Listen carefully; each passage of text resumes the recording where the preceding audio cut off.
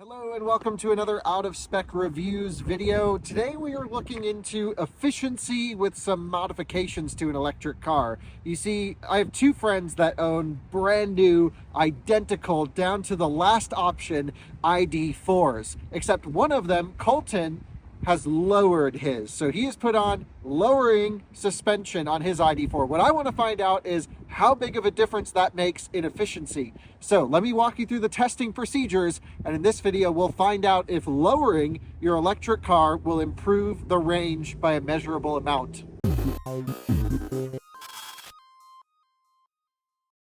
This is a brand new 2023 Volkswagen ID.4 from Chattanooga. This is Michaela's car. We've made plenty of videos with it. Over there is a 2023 Volkswagen ID.4 from Chattanooga, the exact same car. They both pretty much took delivery around the same time. They have roughly the same amount of miles, just about 1,500 miles on both of them, plus or minus. So they're two basically fresh ID.4s. Except this one's at stock ride height. They're both all-wheel drive ID.4s, by the way. And come on over here. Forgive the Charger being iced by this vehicle here. Not sure what's going on with that. But if you look at Colton's, you'll see it sits much lower to the ground. And so what he has done is actually changed the springs on the car with H&R Lowering Springs. Now, when you lower a car, I always recommend going with a spring and damper that matches that spring rate, because it really will change the way that the car handles. We might do a deep dive on the handling review of this. Ultimately, today we're just looking at the efficiency. But because it's minus 5 degrees Fahrenheit outside right now, what do you say we jump in the car? I tell you a little bit more about the H&R springs, about the testing procedures, because we're really trying to do this right. And yes, it's freezing, but both cars are going through the exact same thing. We've driven them for about the last hour together. The battery packs are at the same temperature. We're charging them both to 80%. I'll walk you through all this. And so I think it's still a very relevant test, but the efficiency on both of them is going to be a bit lower because it's so freaking cold outside. But that's the nature of testing. So Alyssa, you joined me for another efficiency test. Yay! Thank you so much for that.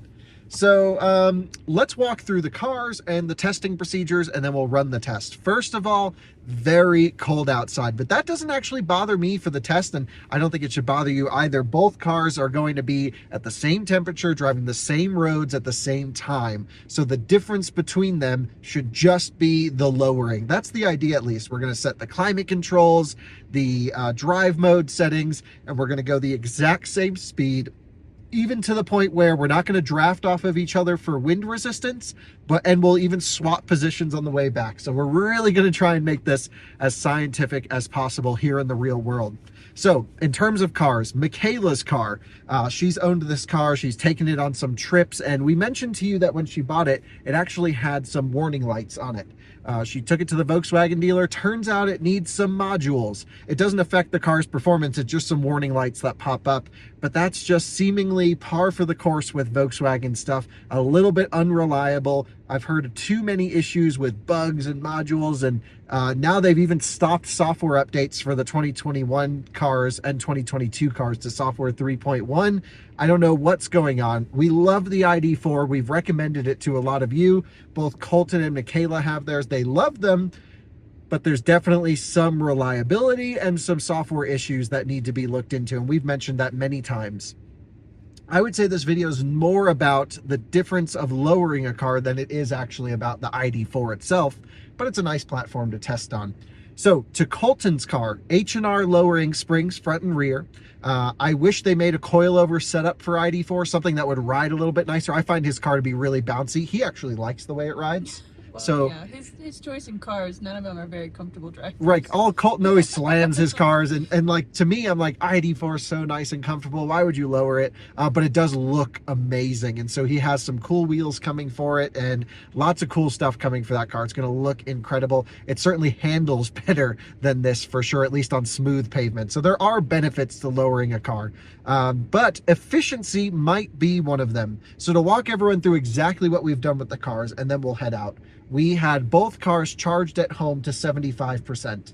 That's when we pulled out of the driveway. We then drove up and down the highway until about 50% state of charge. We followed each other and drove the same speeds. And now we're charging them at a DC charger from 50 back to 80% to where they'll complete. Basically, what we wanted to do was ensure that the battery packs were at the same temperature, that the cabins were both warmed up. For example, we're sitting in this car with the cabin heat running. Same thing in Colton's car. I've left it running over there. So we really want the temperatures to be exact because we don't want one car to have more heater than the other. Everything will be identical, and that's the whole goal here. So we're going to run from here in Wellington, Colorado up to Cheyenne, Wyoming, and back at 70 miles an hour constant.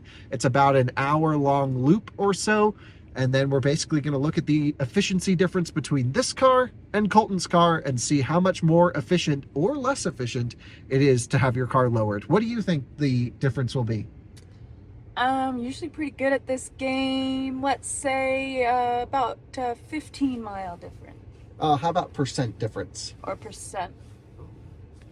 6%. Okay, so you think a 6% difference where the lowered car is more efficient?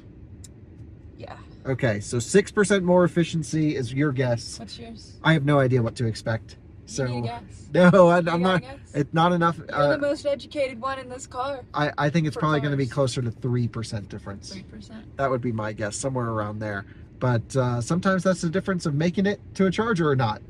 Having an extra 3% in the battery. So, Sure. yep, it'll be interesting to see. We have to charge the cars for another 20-25 minutes or so. No matter, the batteries are just cold. They're both doing like 40 kilowatt charging. So as long as they're at the same temperature, cool with me. But yeah, they're both frozen bricks. Very cold. Very cold. So we're, ID.4 doesn't have any battery preconditioning on the way to a charger. We won't have anything set in the navs. Literally everything will be identical between the two cars. I'll make sure of it. And the difference will just be the lowering. So let's jump in them when they complete and hit the road. We did a little charge station shuffle because we wanted them to complete at the same time. So we have that set now. So in terms of how we're going to set up the cars, I'll do the same. Climate control will be pretty simple. We're going to go auto, medium. Both cars are starting with a warm cabin, so they're at the same temperature right now. Auto, medium, with one heated steering wheel, one heated seat, and 87 selected. It's really cold out there, so we're going to run it nice and warm. As long as the cars are the same, we should be good. So that'll be that. And then headlights on normal, no all-weather lights. To reset the trip, all you're going to do, Alyssa, is you're going to go over here to vehicle, data, since start, and 00. And that's how we'll get the data from this drive.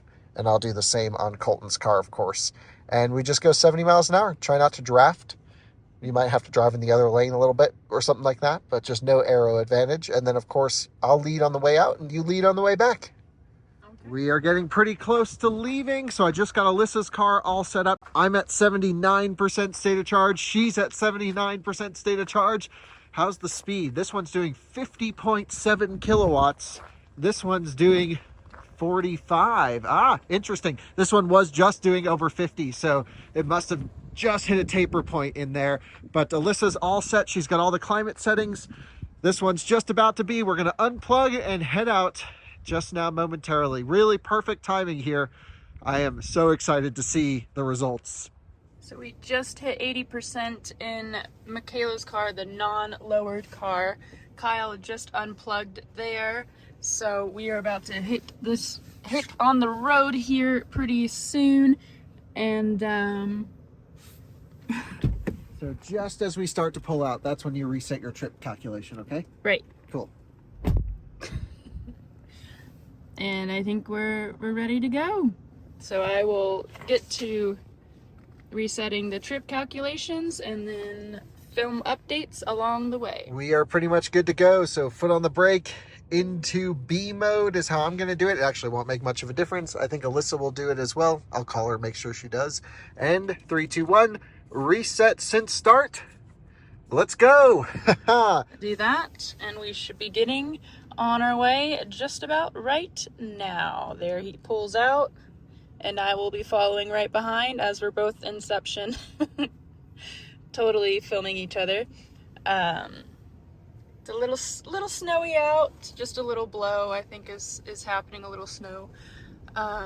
But here we go. We're running comfort mode. I'll be in the lead. Both cars completed literally at the identical time. That was just awesome.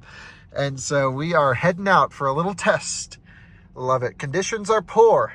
Very poor conditions. It's funny, the car thinks it's 21 degrees Fahrenheit. Sometimes electric cars do that when they sit on chargers, but not the case outside. It is well into the negatives, below 0 Fahrenheit.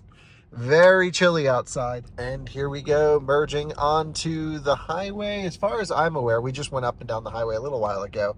It was pretty dry. These cars are both on the factory all-season tires, and they'll both be getting Nokian snow tires here in just a few days. But what'll be interesting is, I think we're going to go with the studded ones for Michaela and the non-studded for Colton. So that'll be an interesting difference. But gentle acceleration. Well, we just got on the ramp here and getting geared up to 70 miles per hour. Kyle usually likes it to be as soon as we get off the ramp. You can see the power meter is looking pretty good. Batteries are warm, actually. So this is a really good test. I am so excited to see. But basically, we're just going to do the normal loop, cruising up to Cheyenne and back. And we'll get up to 70. We'll hit the travel assist button here in just a second. And the car can do most of the driving. Yeah, you can see some snow on the roads, but ultimately the dry bits are where the wheels are. But it doesn't really matter. We'll see how both conditions go. Alyssa's just back there behind me.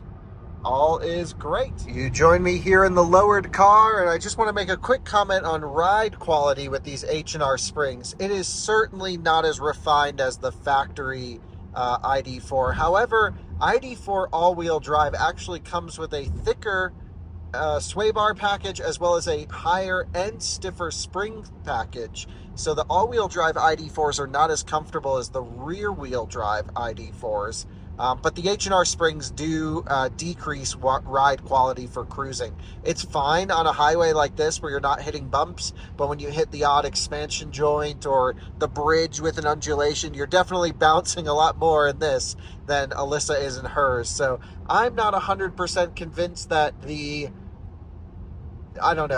ride quality is worth the give up in, or worth the good looks. It definitely looks a lot better lowered, no question. When this thing rolls up, it's like, okay, that's where it should be. Looks more like a wagon, but I don't know. That's just my opinion. -4 degrees outside. Alyssa's back there, not drafting. We're in the same lane, hitting the same road conditions. All is good. Just a beautiful, perfect day for some tests. The snow has stopped, and we're just cruising along.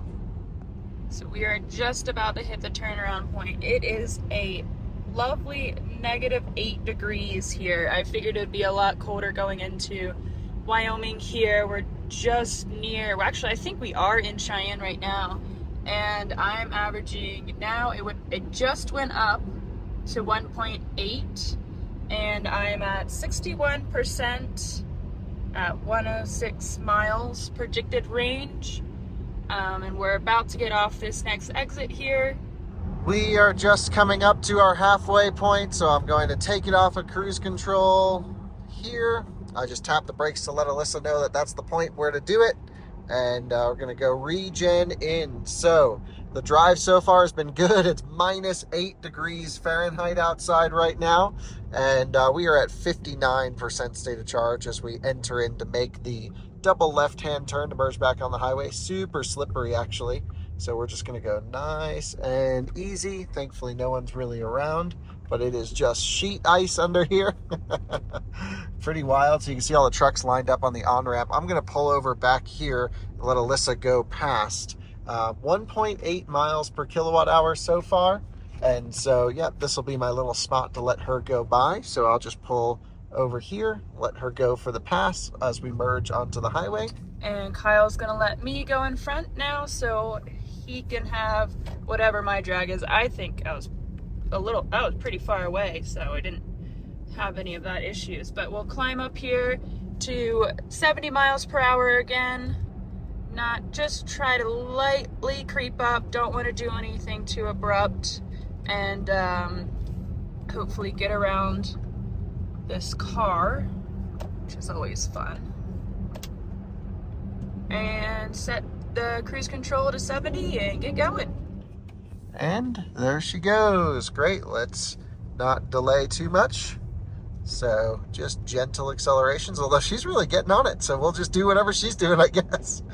Yep. So we're just in normal comfort mode, and the roads are pretty slick, but not too slick. We can still maintain 70 miles an hour just fine. So she is getting up to speed right now. It seems going for that lane change, making moves as she's driving almost off the road. What the heck? And yeah, it's pretty snowy here, but let's get past this car so we don't get rocks all over it. And 70 miles an hour locked in. I can see she's locked in as well. I'm gonna put the cruise control distance to the farthest. We have ourselves a pretty good distance right here. You can see just how far away Volkswagen's cruise control system can keep us. That is so impressive. It's just locked on. She's doing 70, we're doing 70. Distance all the way at max, and it is perfect. No aero advantage. She is way the heck up there. And our efficiency is improving as we go down. So we're just about to cross into Colorado, and I'll update you when we're ready to exit at the next exit, but all is good, just cruising along and loving it. We are in the lowered car going over these bumps. This is where the ride quality is severely diminished with the H&R Springs. Oh my gosh. Alyssa's probably having such a luxurious, comfortable ride, and we're just crashing over all of these. You know, I'm typically a recommendation on lowering your car all day long. I love it. But I really think going with a full coilover setup is the way. Unfortunately, no one makes one for the ID.4 yet. But if a company out there does, reach out to us. We need to swap out these springs for real coilovers on Colton's car, because oh my God, about to hit the ceiling here. Exiting now. Alyssa just tapped off the brakes right there. I will do the same. Here we go. We're both in B mode, doing a little bit of regen. And there we go, off the brakes and exiting the highway. All right, so what's your efficiency? 2.2. 2.2 as well. And so I did 58 miles. Same? Yeah. 53 minutes? Yeah. Same. Take a photo of that so we don't miss it. So there you go, 2.2 miles per kilowatt hour. Basically identical. Yours is the same? Identical. So there's no difference? No difference. Or at least, you know, miles per kilowatt hour doesn't give you the granular thing, but it's the only way we can show consumption for our market. How many miles of range? Mine says 84 miles of range at 45%. I'm at 47%. 40. 89 miles. 47% and 89 miles, but BMS differences I think will account for that. So I would say no difference. Nothing. Interesting. All right, well, cool. Let's wrap up the video. Well, there you have it. No difference at all. At least at 70 miles an hour, nothing major. I would say if you're going to lower your ID.4 to try and eke out every last mile, or really any car, I would say probably not worth it. You know, I have air suspension in my Rivian. We have air suspension in our e-tron, and I've run sort of my own personal tests on these, and I see very little benefit to dropping the air suspension, minuscule, if any. And so I would say, yep, not worth it. Now, in terms of Colton's situation, you know, he's a detailer. He really loves cars to look good. I think lowering the car really helps him with his business, with what he likes about the vehicle. For me, I would probably give up the better looks of it being lower for the better ride quality of it being higher. Also, the ID.4 is not the Canyon Carver that I'm taking out on the weekends. It's a very competent chassis, a really nice car to drive, but it's certainly not going to be my Canyon carving choice. So the increased handling is not of benefit to me, at least. Anyway, there you have it.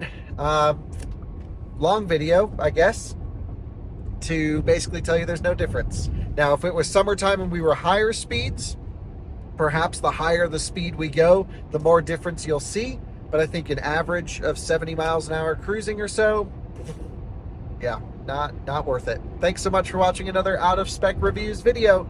We'll see you at another one soon. Bye-bye.